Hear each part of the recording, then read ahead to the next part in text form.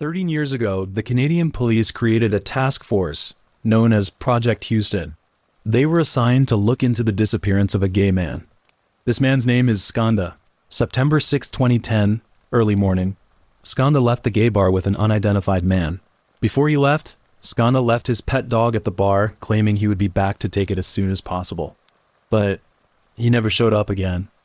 During the time, an alarming post appeared on an internet forum. A man claimed he had killed and eaten a man in Toronto. The post was published just a few days after the time of Skanda's disappearance, so police speculated the man was most likely Skanda's killer. In the same year, a gruesome murder took place in Toronto.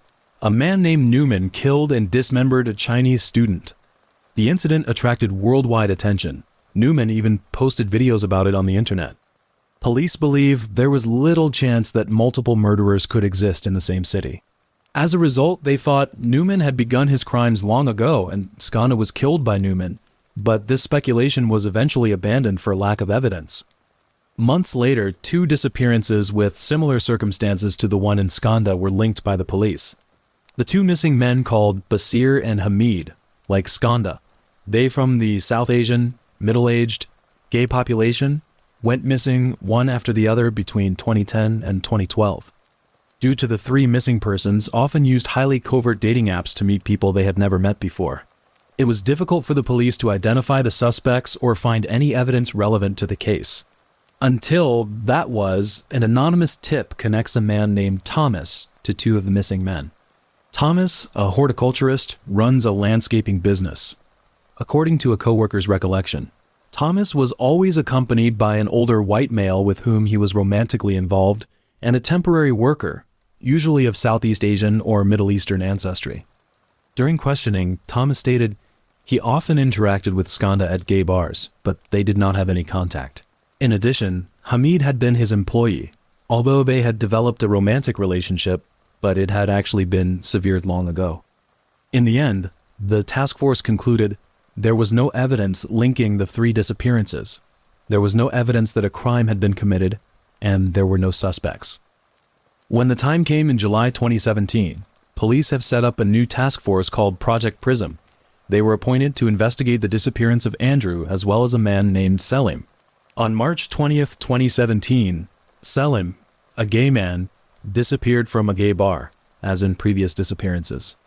On June 26th, the day after Toronto Pride was held, a man named Andrew disappeared near his apartment. 2 days later, friends who realized Andrew had disappeared entered his apartment. They want to know what happened to Andrew. However, they found the apartment very clean, with no signs of a burglary. But what's strange was his cat stays in the apartment, and he doesn't even have food or water for it. Because Andrew's life was stable, he never left without informing anyone. The friends realized Andrew was missing, so they reported the disappearance to the police. After an investigation, police discovered Andrew had been active on social media, but his cell phone was turned off the day he disappeared. During the investigation, the police found an extremely important clue in Andrew's calendar.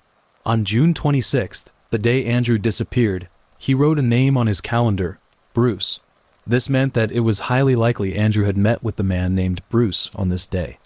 In addition, cameras outside the apartment showed a man who looked similar to Andrew getting into a red car. Although a clear photo of the driver and the license plate number were not recorded on the camera, police were able to identify the vehicle as a 2004 Dodge Caravan. After investigating, there were more than 6,000 similar vehicles in Toronto. However, only 5 car drivers have Bruce in their owner's name. The search became smaller, so in just a month's time, the police confirmed, the man Andrew was dating at the time was Thomas, a man who had been associated with Skanda and Hamid, and after the case, his caravan had been sold by him. On October 3rd, police located the person who had purchased Thomas' caravan. After consulting with the owner, they towed the caravan and eventually found trace amounts of blood. Upon examination, this blood was identified as Andrew's. In January 2018, police officially began monitoring Thomas around the clock. The time came on January 18th when police officers watching Thomas noticed a boy had entered Thomas' apartment alone. Fearing the boy was in harm's way, the police called in a posse and forced their way into Thomas' apartment. The boy was tied to the bed. His head was wrapped in a black bag. His mouth was sealed with tape. The boy was known as John. He met Thomas through a dating app, and the two had sex several times. At first, he was bound to his bed because John was gullible enough to believe Thomas' words. They agreed that for this date, John would have to be bound to the bed. However, things didn't go as he expected, and the police showed up just in time to save him. Later, police collected 5 cell phones, 5 computers, 3 digital cameras, and a dozen memory cards from the apartment, finding a great deal of disturbing photographic evidence. After the victims died, Thomas would pose their remains for photographs and sometimes dress them in leather coats and hats and put cigars in their mouths. At first, it was thought the number of victims would be high, because most serial killers start their criminal careers at a young age. So, a massive search began, with hundreds of police officers searching more than 30 properties connected to Thomas. They found the remains of a victim in one of the houses. At the house where Thomas kept his landscaping equipment, search dogs led officers to a large planter in which they found the remains of 6 victims, and eventually found the remains of an 8th victim in a nearby canyon. Meanwhile, they also reviewed all missing, unsolved murders in the area. But after 6 months of investigation, police said they believed 8 people were all of Thomas' victims. Thomas' story began in 1951. Born in Ontario, he was the second child and only son in his family, growing up on a farm. His mother was an Irish Catholic, and his father a Scottish Presbyterian, both devout in their faiths, which caused constant family discord. In his childhood, Thomas was short and fat with a feminine appearance. He later confided to a therapist that his father had doubted he was homosexual, and as a conventional man, tried to suppress him by making him do hard physical labor. At 23, Thomas married his wife, Janice, and they had 2 kids, Melanie and Todd. Professionally, he worked as a buyer for a department store, then a salesman, and later a sales representative for a clothing manufacturer. In the mid-1970s, Thomas' father was diagnosed with a brain tumor and admitted to a nursing home. When Thomas saw his mother with another man, he grew closer to his father. In 1978, his mother died of cancer. In 1981, his father passed away. After that, Thomas often attended the local church and actively participated in its various activities. In the early 1990s, Thomas confessed to Janice that he was a homosexual. He said he often struggles internally between being a competent husband and being a gay man. Janice didn't say much. She still chose to live with Thomas and continue to raise her 2 children. In the 20th century, influenced by conventional morality and culture, homosexuality was regarded as unnatural and immoral. They, labeled as heretics, faced social exclusion and condemnation. In such a hostile environment, they often concealed their true sexual orientation to avoid discrimination. For Thomas, he grew up knowing he was gay. Why he chose to hide? Perhaps because he had a strict religious father. Maybe it's the fear of ridicule from the entire community. Maybe it's because he didn't choose to come out with the fact that he's gay, but marry Janice instead. But having repressed his sexuality for so long, he was in great pain. He plays the traditional role of husband and father, taking his wife and children on weekend picnics. However, he could never change the fact he was a gay man. Thomas eventually separated from his wife in 1997. Because there was no gay community in Oshawa, he chose to move to Toronto. While there, Thomas was very active in the gay community, frequenting churches and bars and building relationships with many men. According to media reports, Thomas was described by friends as an affable, gentle, ordinary man. In addition, he began his career as a horticulturist, serving a number of wealthy older women. Sometimes he would play Santa at shopping centers and would make floral gifts for charities. On October 31st, 2001, everything changed.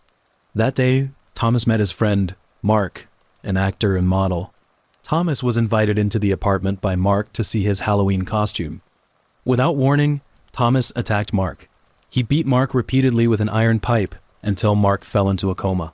Upon awakening, Mark called 911 and was taken to the hospital, where his injuries were so severe he needed stitches in the back of his head and fingers. Later, Mark claimed, "When I turned around, Thomas was standing there like a wild man. I can't emphasize enough how scared I was because I realized he was trying to kill me." After the attack, Thomas turned himself in. He claimed to have no memory of the assault but pleaded guilty to assault and assault with intent to injure. He received a relatively light sentence, 1 year of house arrest, a 6-month curfew, and 3 years of probation. This decision was largely based on a psychiatric report indicating he was unlikely to reoffend. The defense argued his sudden aggression might stem from a combination of anti-seizure medication and muscle relaxants he occasionally took. However, the conditions for obtaining a minor penalty are strict, if not a little unusual. While serving his sentence, Thomas was banned from the gay community. He was not allowed to have any close relationship with Mark except for work. In addition, Thomas was warned not to spend time with male sex workers. But none of this stopped Thomas from brutally attacking men in Toronto's gay community. In 2011, Thomas told an acquaintance named Robert that he reacted very violently after being asked by police to stay away from the gay community. Then, Robert said, he decided to follow the advice to stay away from Thomas, explaining he had heard disturbing stories about Thomas. However, Thomas was so angry, he screamed some expletives, and as well as, "You're just like everyone else, you think I'm crazy." The end of the story, on February 18th, 2019, the serial killer was sentenced to life in prison. He pleaded guilty to all 8 counts of first-degree murder. Although, after 25 years, he has the opportunity to be paroled, some people are outraged by the judge's decision, claiming the sentence was too lenient. The judge stated, "It would be almost impossible for Thomas to be paroled. He suffers from diabetes, and he would be 91 years old by the time he is eligible for parole."